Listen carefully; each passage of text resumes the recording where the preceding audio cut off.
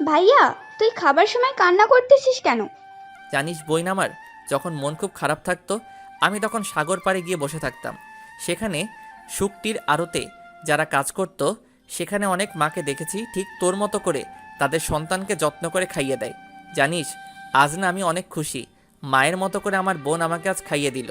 কেন, তোমার মা তোমাকে খাইয়ে দেয়নি এতদিনেও? তারা আমার কোনো খবর নেয় না।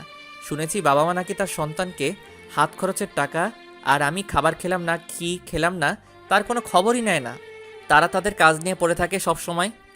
তৃপ্তি এবার সব বুঝতে পারল, আর কোনো কথা না বলে শামীমকে খাইয়ে দিয়ে নিজে খেয়ে নিল। ভাইয়া, তুই একটু ঘুমা, আমি তোর জন্য দোকান থেকে ঔষধ নিয়ে আসি। আমার ঘুম ধরবে না রে বোন। আয়, আমার কোলে মাথা রেখে ঘুমা। কেন? শামীম যেন এই কথাটার অপেক্ষায় ছিল। কোনো কিছু না বলে তৃপ্তির কোলে মাথা রেখে মুখ নিচু করে মাথা উপরে করল, আর তৃপ্তি শামীমের মাথায় হাত বুলিয়ে দিতে লাগলো। জানিস বোন, কাল থেকে আব্বার কথা খুব মনে পড়তেছে। কেন? আমাকে যেদিন করে মজুমদার মারতো সেদিন সোহেল ভাই আর করিম আব্বাকে খবর নিয়ে আসতো। ঠিক এইভাবে উপর হয়ে বালিশে মুখ করে শুয়ে থাকতাম, আর আব্বা এসে আমার গায়ে গেঞ্জি কাঁধের উপরে তুলে ওষুধ লাগিয়ে দিত আর তেল গরম করে শেষে আগুনের তাপ দিত। যখন এসব করতো আব্বা, তখন আব্বা নীরবে কান্না করত। আর তার চোখের পানি যখন আমার পিঠে পড়তো তখন মনে হয় কোনো পাহাড় যেন আমার পিঠে পড়ল। ভাই প্লিজ আর বলিস না, আমার কষ্ট হচ্ছে। আমি শুধু পড়াশোনাটা শেষ করি, তারপর তোকে আর কারো কাছে থাকতে দেব না, আমার কাছে রাখবো। কোনো কাজও করতে দেব না তোকে। আচ্ছা, তোর সব কথাই শুনবো, এখন আর কান্না করিস না। আমি শুনেছি ডাক্তাররা নাকি কখনো কান্না করে না, তাই তুইও আর কাঁদিস না। দুই অভাগা ভাই বোন আর কোনো কথা না বলে নীরবে থাকে। তৃপ্তি শামীমের মাথায় হাত বুলিয়ে দিতে দিতে একসময় শামীম ঘুমিয়ে যায়। আস্তে করে শামীমের মাথা পালিশে রেখে তৃপ্তি শামীমের জন্য ওষুধ রিতে দোকানে যায়। আস্তে করে শামীমের মাথা বালিশে রেখে তৃপ্তি শামীমের জন্য ওষুধ নিতে দোকানে যায়। ভাবতেছেন তৃপ্তির টাকা কোথায় পেল, আর শামীমের এমন মারের কথা কেমন করে জানলো। টাকা দিয়েছে ডাক্তার স্বপন আর বাদল, সব বলেছে। তৃপ্তি ওষুধ নিয়ে এসে তার হাতের কাজ সব সেরে তারপর নিজে গোসল করার জন্য যায়। আর এদিকে শামীম আজ অনেকদিন পর এত সুন্দরভাবে ঘুমাচ্ছে। তৃপ্তি গোসল করে এসে দেখে শামীম বিঘুরে ঘুমিয়ে পড়েছে। দেখে মনে হয় এমন প্রশান্তের ঘুম সে কখনো পারে নাই। শামীমের ঘুমন্ত মুখখানে দেখে তৃপ্তির ভেতরে মোচড় দিয়ে উঠল।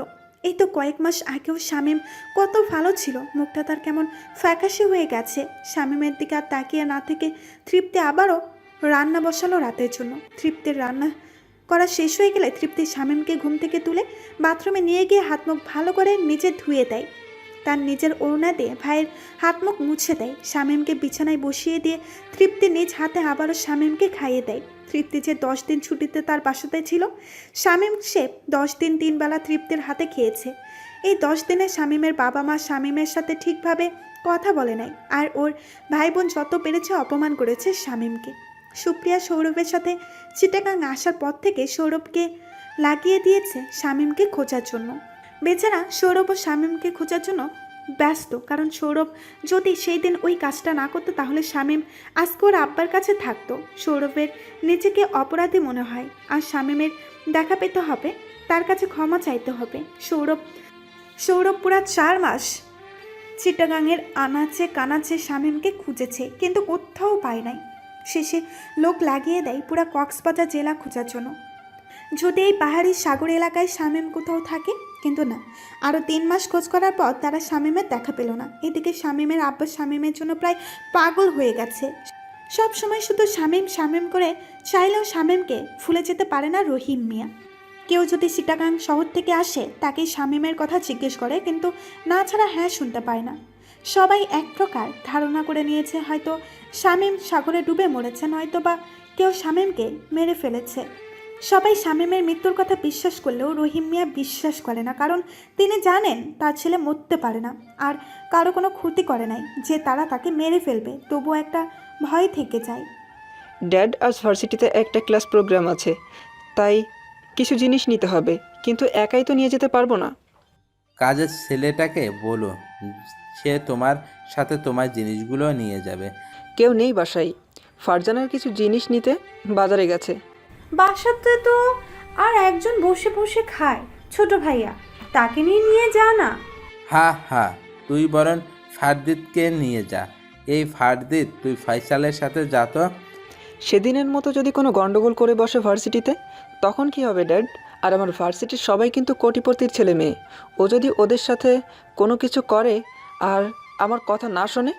ফারদিদ, তুই ফয়সালের সব কথা শুনবি আর ওর ভার্সিটি গিয়ে কোনো রকমের বেয়াদবি করবি না। একবার তো তোর বাবার সম্মান মানুষের বাসাতে নষ্ট করেছিস, এবার অন্তত তোর বাবার সম্মানটা রাখিস। ঠিক আছে বাবা। আর কোনো কথা না বলে শামীম ফয়সালের পেছন পেছন গিয়ে গাড়িতে বসলো। ফয়সাল নিজেই গাড়ি চালাচ্ছে। গাড়ি নিয়ে সোজা ভার্সিটিতে আসে ফয়সাল। এই, তুই এই জিনিসগুলো নিয়ে আমার পিছনে পিছনে আয়। শামীম ফয়সালের কথা মতো তার সব জিনিস মানে বড় স্কেল, মোটা কাগজ, কাচের জিনিস ইত্যাদি যা লাগে আজ এসব কিছু শামীম ফয়সালের পেছন পেছন ওর সাথে যেতে লাগলো। সামনে ফয়সালের বন্ধু শামীমকে দেখতে পেয়ে ফয়সালকে জিজ্ঞেস করে, এই খ্যাটটাকে? তখন ফয়সাল বলে, ওদের বাসার কাজের ছেলে। এমন কথা শোনার পরেও শামীম কিচ্ছু মনে করে না। যে জিজ্ঞেস করে তাকেই বলে বাসার কাজের ছেলে।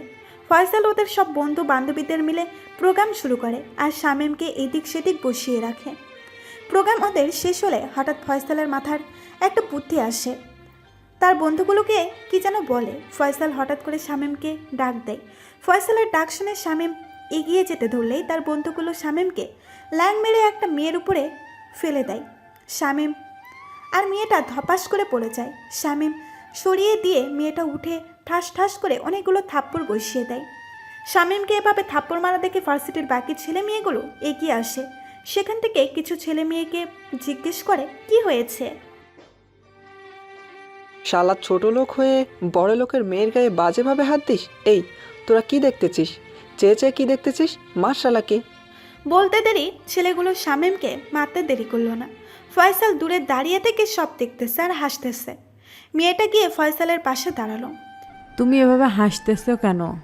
ওই যে গাধাটাকে মারতেছে দেখে। ছেলেটাকে চিনো তুমি? আরে চিনবো না কেন, আমার বাসার কাজের ছেলে। কিছুক্ষণ পর শামীমকে মেরে ছেলেগুলো ফয়সালের কাছে এগিয়ে আসে। দোস্ত, বুদ্ধি কাজে দিচ্ছে আর শালাকে সেই মার মেরেছে। বুদ্ধি করে মানে? কিছুই বুঝলাম না। সবাই বলল, একটা নিরীহ ছেলেকে এভাবে? আহ বেবি, তুমি শুধু শুধু ওই ছোট লোকটার জন্য চিন্তা করতেছো। আমার সব কিছু স্যারের কাছে জমা দিয়ে দিয়েছি, তোমারগুলো। আমিও দিয়েছি। বেবি, এভাবে আর কতদিন লুকিয়ে প্রেম করব? এবার অন্তত তোমার ফ্যামিলিতে জানাও, তারপর পরে না হয় বিয়ে করব। ঠিক আছে। তুমি দেখে আশেপাশে কিছুই দেখো না। চলো ক্যান্টিনে যাই, তারপর তুমি আমি ঘুরবো যাব। ঠিক আছে, চলো বেবি।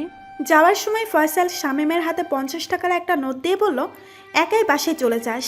শামীম কোনো রকমে উঠে ঢুলতে ঢুলতে হাঁটতে লাগলো। কিছু তো যাবার পরে একটা ছেলে গায়ে পড়ে গেল। ছেলেটাও উত্তম মধ্যম দিয়ে দিল সেখানে। এভাবেই যেতে যেতে আরও 4-5টা ছেলে মেয়ে উত্তম মধ্যম খায় শামীম। বাসায় এসে শামীম দেখে তার বাবা মা কেউ নেই। সে কোনো রকমে স্যাভলন বের করে নিজের ক্ষত জায়গাগুলোতে নিজেই দিতে থাকে। বিশেষ করে ঠোঁট আর মুখে বেশি মেরেছে ওরা। পিঠে যে কক মেরেছে তার হিসেব নেই। তারপর শামীম বিছানায় শুয়ে পড়ে ব্যথার কারণে। ঘুমও আসতেছে না, তাই ঘরে থাকা ব্যথার ওষুধ খেয়ে নিল। সেদিন তৃপ্তি বেশি করে ওষুধ নিয়ে দিয়েছিল। বিছানায় ছটফট করতে করতে একসময় শামীম ঘুমিয়ে পড়ে। সন্ধ্যা থেকে ফারজানার ডাকে শামীমের ঘুম ভাঙে। এই ছোট লোক, তাড়াতাড়ি বিছানা থেকে ওঠ, আমার সাথে এক জায়গায় যেতে হবে তোকে। শামীম কোনো কথা না বলে কোনো রকমে বিছানা থেকে উঠে ফ্রেশ হয়ে ফারজানার কাছে আসে। আসলে বললে নানান কথা শোনাবে, তাই কোনো কথা বলে না। ফারজানার পেছনে পেছনে যেতে থাকে শামীম। তারা বড় একটা বিল্ডিংয়ে এসে ঢুকে। সেখানে আরও অনেক ছেলে মেয়ে আছে আর গান বাজনা করতেছে। একটা করে ছেলের সাথে সাথে আর একটা মেয়ে নাচানাচি করতেছে। ফারজানা যাওয়া মাত্রই মিউজিক বন্ধ করে দিল।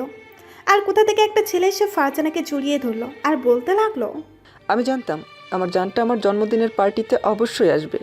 কেন, আমার প্রতি কি তোমার কোনো বিশ্বাস নেই? আছে বলেই তো তোমার জন্য এত অপেক্ষা। আর আজকের রাতটা তোমার আর আমার, বুঝলে? বুঝলাম। এখন চলো, কেক কাটবে। ছেলেটা সহ ফারজানা চলে গেল। তারপর কেক কেটে একে অপরকেই খাইয়ে দিল। ছেলেটার কিছু বন্ধু ফারজানার গা ঘেঁষে দাঁড়ালো। শামীম নিজের চোখে তার বোনের সাথে করা এমন আচরণ সহ্য করতে পারতেছে না, তবুও সহ্য করে আছে। তারপর শুরু হলো মিউজিক। আর ছেলেটা সবাইকে ফারজানাকে দেখিয়ে দিয়ে বলল এটা তার গার্লফ্রেন্ড এবং হবু বউ। তারপর শুরু হলো একজন আর একজনকে জড়াজড়ি করে ধরা নৃত্য। ছেলেটার পাশাপাশি তার বন্ধুগুলো ফারজানার সাথে খারাপভাবে শরীর স্পর্শ করতেছে আর তাকে ধরে নাচতেছে। শামীম এসব দৃশ্য দেখতে না পেরে মুখ অন্যদিকে ঘুরিয়ে নিল। কিছুক্ষণ পর শামীম পেছনে ফিরে দেখে ফারজানা আর ছেলেগুলো নাই। তাই সে এদিক সেদিক খুঁজতে লাগলো। খুঁজতে খুঁজতে চলে গেল সেই বিল্ডিংয়ের ছাদে। সেখানে গিয়ে দেখে ছেলেগুলো তার বোনের জামা খুলতেছে, আর কেউ শরীর হাত বুলিয়ে দিতেছে, কেউ বা কিস করতেছে। এসব দেখে না পেরে সেখানে পড়ে থাকা লাঠি হাতে নিয়ে ছেলেগুলোকে ধপ্পা ধপ মারতে থাকলো শামীম। শামীমের মায়ের কারণে সব ছেলেগুলো চলে গেলেও ফারজানার প্রেমিক চলে গেল না। আর ফারজানা রেগে গিয়ে পায়ের হাই হিল খুলে শামীমের গালে, মুখে, পেটে যেখানে পাততেছে সেখানেই মারতেছে।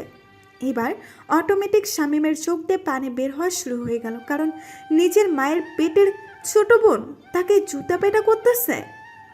এই গেও ভূত, ছোট লোক, তুই ওদেরকে এভাবে মারলি কেন? আর আমার কলিজার গায়ে এভাবে হাত তুললি কেন বল?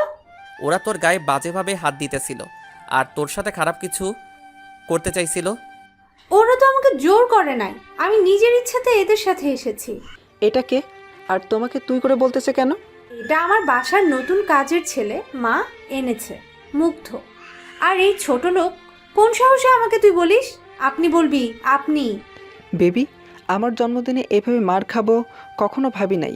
আর তুমি তো নিজেই বলেছিলে আমার জন্মদিনে যা চাইবো তাই দিবে। তোমাকে তো আর আমি বা আমার বন্ধু কেউ জোর করি নাই।